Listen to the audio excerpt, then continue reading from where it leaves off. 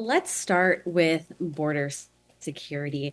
President Joe Biden ran his last campaign on a pathway to citizenship, but just recently struck a very different tone, saying that he would shut the border down in order to fix some of the issues that are happening. Can you talk a little bit about this narrative shift and also how the presidential election has really brought this issue to the forefront? Certainly. I think you hit the nail on the head right there. Presidential politics. Um, this is a hot potato political subject, right? And it has been for a number of years. But unfortunately, we have some very sharply divided views amongst many people in the country, between political parties, between different parts of the country. Obviously, border states feel like they have a much more at stake in this debate, et cetera. So, getting any kind of consensus is very difficult. And unfortunately, sort of in line with politics and how politicians work, when things are difficult, they shy away from them. So, in the last presidential election, it was a hot button issue as well. And, the candidates talked about it from their own perspectives, including now President Biden. Now he's President Biden, and it seems like it hasn't been that pressing of an issue until now. We're back in a presidential campaign year, and all of a sudden, it's a hot button topic again. And one of those things that's unfortunate that timing wise. So the first 2 years of his presidency, he had a Congress that was controlled by the same political party that he is. And often those are the opportunities you get as a president to really pursue some of the harder things, that you can't get if there's a divided Congress, what we call divided government, when the Congress is one hand and the White House is in the other hands. And so he had that opportunity for 2 years and really didn't take advantage of it, from my perspective. And so, 2 years ago, or a little over, I guess, a year and a half ago, we had an election. The House changed hands, and the Senate remained very close. So it made it probably very challenging to reach some type of a consensus now that you have different political parties in control, and that's unfortunate. And again, it becomes a hot button topic during a presidential campaign. And unfortunately, given how these things work, I suspect there is very little chance that there will be any type of real change, real amendments to our immigration process, real change to the border situation until after this election is done, because they're going to use it as a campaign topic, unfortunately. And John, do you think that this new narrative shift will bring in more moderate voters to Joe Biden's campaign? Um,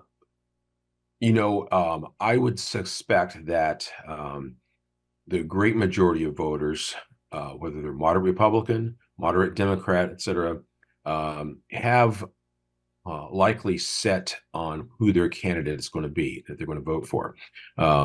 Obviously, we have a primary on the Republican side that is still ongoing, but it seems, pretty likely that former President Trump will be the candidate. And so you almost already are in the full presidential general election campaign at this point.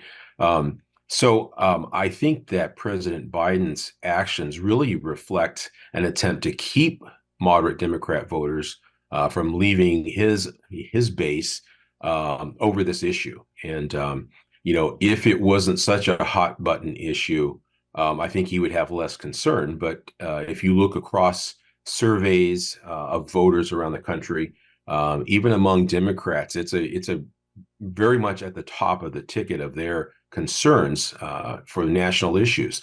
And so I think, as much as anything, this change in tone by him reflects some concern that those voters may vote on that issue, and on that issue they would probably leave him. And the election will probably be very close, and so both candidates, both parties, can't really afford to lose any voters, whether they go and vote for the other candidate or just stay home. The election will be so tight; they are doing everything they can to make sure that their supporters turn out and vote. So if they were to just say he's not going to deal with this issue, I'm not going to vote for former President Trump, but I'm just not going to vote at all because he's not going to, address the issue I'm concerned about. That's a grave concern to the Biden campaign. Mhm.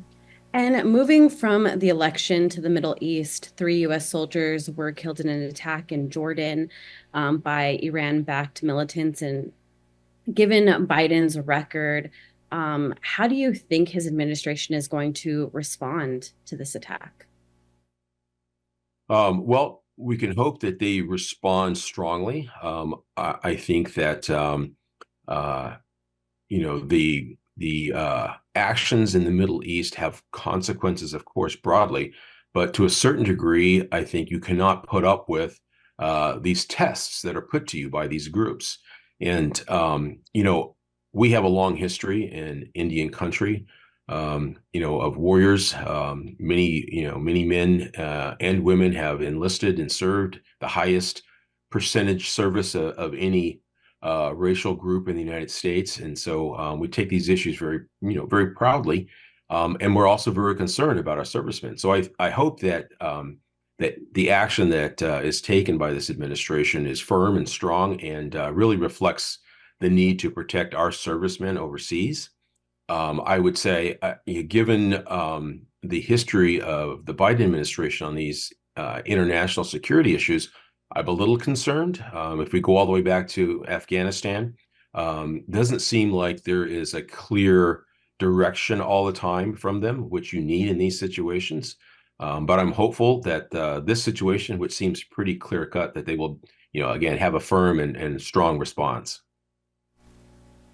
And as you said, Native Americans do serve at the highest rate. And as we go into our next question, could the U.S. go back to war in the Middle East with this latest attack? Well, I suspect that they will do everything they can, and I think that this will carry forward. I suspect that if former President candidate Trump were to get reelected, he has grave concerns. He's expressed repeatedly during his presidency and after about unnecessary involvement in foreign wars. So I'm not sure. He was obviously a very strong supporter of Israel, just as President Biden has been. But it's unclear to me that he would be willing to put the United States into a war. And we know that these wars in the Middle East, have all kinds of issues that they raise. That's why they've been very difficult to achieve some type of, peace, continuing peace there. So, an actual war is probably going to be something that any U.S. administration will try to avoid. But as other nations do over in the Middle East, they will probably try to find surrogates to engage in some type of action for them. Well, John, that's all the time that we have. Thank you so much for joining the newscast. We really appreciate it. Thank you. Always fun.